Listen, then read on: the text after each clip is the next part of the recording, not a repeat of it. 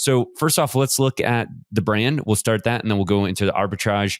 Let's just look at what are some of the main areas. Won't go through all of them, but main things we want to focus on next year. And the first one, this is our very first time that we actually have had an annual forecast budget for the whole year. If you've been listening to the show, you know that we set out to do a $10 million challenge at the beginning of 2022 for the brand to sell over $10 million on Amazon, which we were able to hit in December. But that was kind of just a guess, a shot in the dark, right, Andy? We kind of just were throwing it out there that we thought we could do that without a whole lot of science or data behind it, except for our intuition, which was thankfully pretty accurate. But this year we're doing it differently. We have a CFO and a true CFO in the company now. And Steve put together a full 2023 forecasted plan that actually shows month by month per SKU how much we plan to sell. Of course, it's just an estimate, it's just a guess, but it still helps dial it in and be able to peg against something throughout the year. So maybe just walk us through what that was like, Andy, kind of seeing that for the first time, and then what that also means for our 2023 goal of revenue. Yeah. So, believe it or not, if you've been listening, you've heard this, but we've sold over $10 million for 2 years in a row. Actually, with this year now, that's 3 years. And, we never really had a formalized yearly budget. So most companies at that level, every year, they're going to take time and they're going to create that budget. And this was really one of the first times that we were able to do that. Now, thankfully, we have experience now in the Amazon ecosystem. So we're getting pretty good at forecasting and, predicting what our sales are going to be on Amazon, as well as our own Shopify store. So we're able to go off of kind of past history and experience, which helped us in doing that. And so, it was really exciting to be able to look at and see how are we going to get the revenue increase. It also was a little scary because in laying everything out, right, in that kind of manner at a yearly retreat, you also see the gaps. And so, for us, we have goals of hitting 15 million. Yet as we looked at our current product mix, I think, Nate, correct me if I'm wrong, there were some questions like, are we going to be able to hit that goal with our current product mix? And I think this is what analyzing and coming together in a retreat like this is able to do.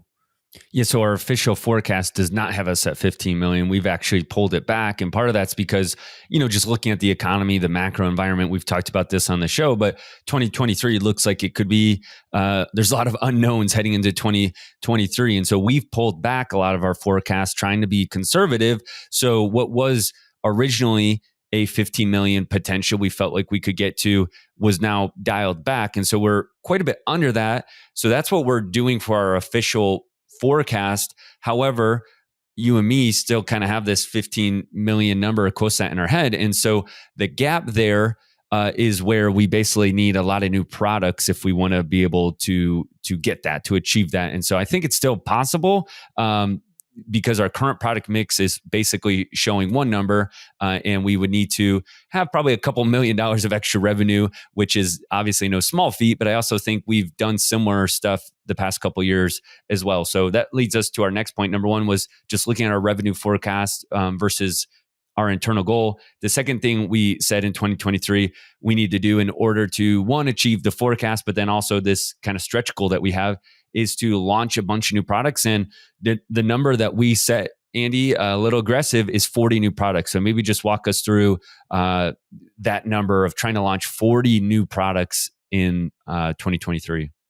Yeah. So for us to be able to really hit that goal, as we've dug into the business, we were able to see like our success in 2022 was because we launched a number of new products. And so they were the ones that really generated and drove a lot of the newer revenue. In addition to that, and if you've sold on Amazon for any amount of time, you'll know this, current products that you have this year, or maybe current products that you have today, they may not be your top 10 products in 2023.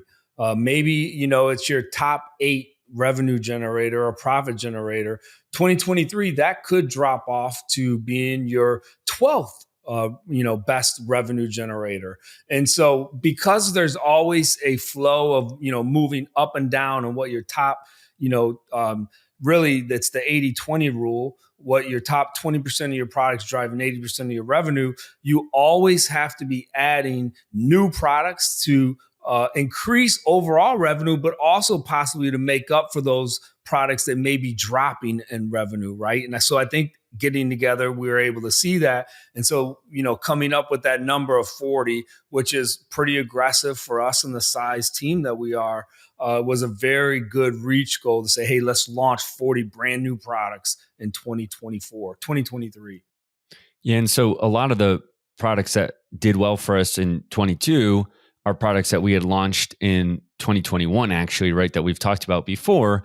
And that's the other challenge is you got to be looking out quite a bit to sometimes see the return on the investment you're doing with all this. And so to get really to our 3-year goal is what we think launching 40 this year is really important. So yeah, that's number 2 is launching 40 products. And then number 3, a big thing we said was we really felt like we needed to hire an operations manager. So we've talked about on the show this year, we made a big decision to bring in a COO to the company who is Steve, and he's currently holding both the COO/CFO title, and he's doing a great job, but he's definitely has a lot on his plate, especially with trying to get to this stretch revenue goal that we have and trying to launch 40 new products, as you've already mentioned, Andy. And so bringing in a operations manager that could take a lot of the day-to-day tasks off his plate, but still allow him to do more of the strategic outlook of the operations and the finance team is something really important. And maybe just speak to that as far as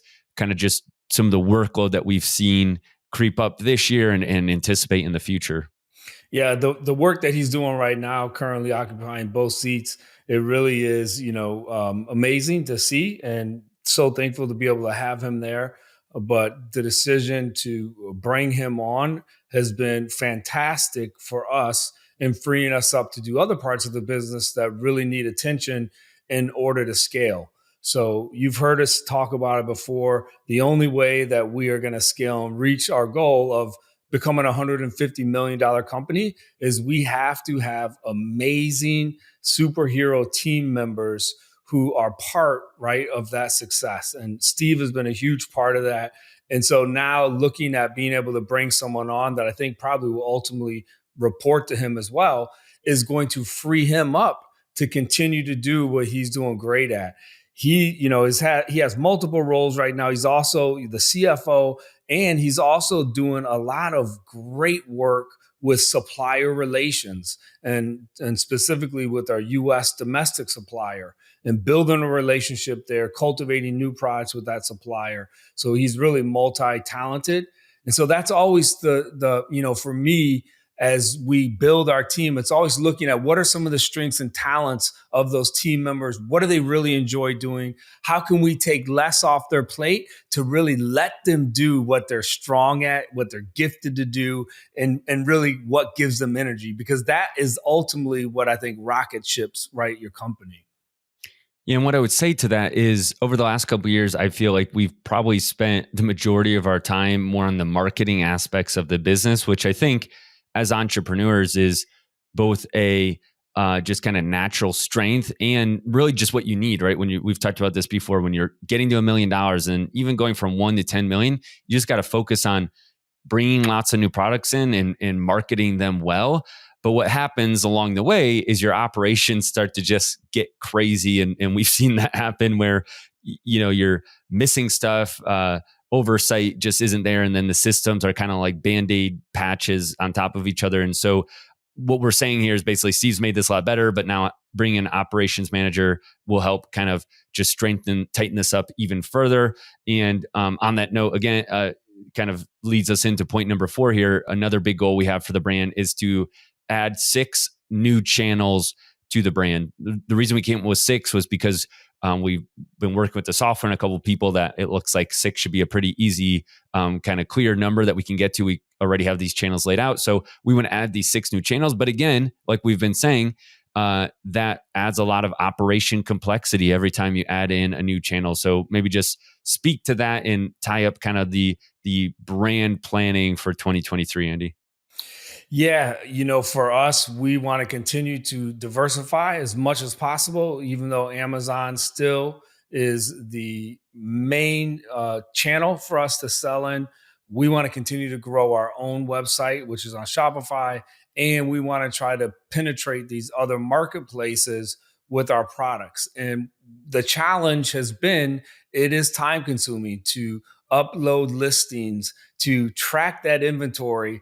If you can imagine like a big octopus with all its tentacles going out different places, well, that's what happens when you start adding in all these channels. I think we currently sell on 5 right now, and it becomes a challenge for our folks in the warehouse. And we've been doing this all manually, really. We use ShipStation. ShipStation's amazing, but it is not the best, right, for multi-channel fulfillment. So we want to add these other channels. And then at the same time, we want to add some really good software that's going to help us manage and maintain the amazing amount of inventory that we have now selling, 11 to $15 million a year.